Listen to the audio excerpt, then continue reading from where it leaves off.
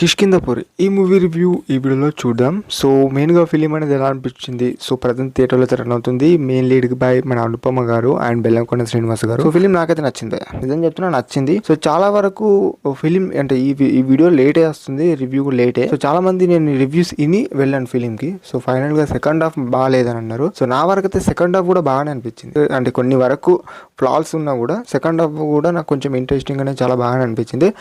First half అయితే ఎక్స్ట్రాడినరీగా ఉంటుంది. సో హారర్ సీన్స్ కానివచ్చు, అవి కొన్ని దగ్గర భయపెట్టే సీన్స్ ఉంటాయని చెప్పుకోవచ్చు.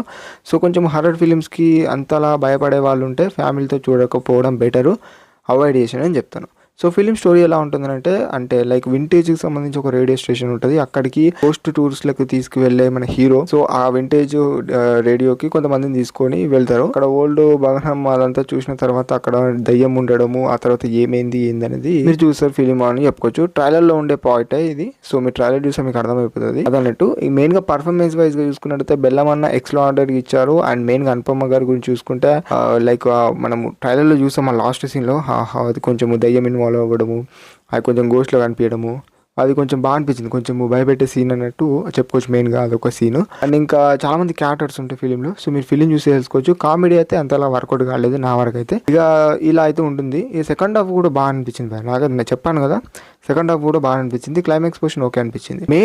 మెయిన్గా మాట్లాడుకోవాలంటే ఫ్రెష్ స్టోరీ అని చెప్పుకోవచ్చు ఫిలింలో. అదే ప్లస్ పాయింట్ ఫిలింకి అని చెప్పుకోవచ్చు. బెల్లమన్నకు ఇది ఒక కంబ్యాక్ ఫిలిం అని చెప్పుకోవచ్చు ఒక ముక్కలు చెప్పాలంటే. అండ్ మరి ఈ కాంబోలో వచ్చిన మూవీ అయితే రాక్షసుడు, మీకు తెలిసే ఉంటుంది. సో ఈ ఫిలింతో రాక్షసుడికి సంబంధించిన అప్పుడు బ్లాక్ బస్టర్ అయినంత ఈక్వల్ ఈ ఫిలిం అంటే లేదు భయ, అస్సలు లేదు. సో ఈ ఫిలిం ఆ ఫిలిమే. సో కాకపోతే జోన్రా వేర్ అని చెప్పుకోవచ్చు. ఇది ఒక హారర్, అదొక థ్రిల్లర్ ఉన్నట్టు ఉంటుంది. కానీ అందులో మాత్రం ఆ సైకో కిల్లర్ మాత్రం వేరే ఉంటుంది భయ. సో ఓకే, ఎనీవే ఆ ఫిలిం గురించి పక్కకి పెడితే ఈ ఫిలిం గురించి మాట్లాడుకుంటే ఇలా ఉంటాయి. ఇక సాంగ్స్ అయితే అన్నెసెసరీగా కొన్ని చోట్ల అయితే వస్తుంది ఒక సాంగ్. అది నాకు ఎందుకు వచ్చింది ఆ సీన్లో అన్నట్టు అనిపిస్తుంది.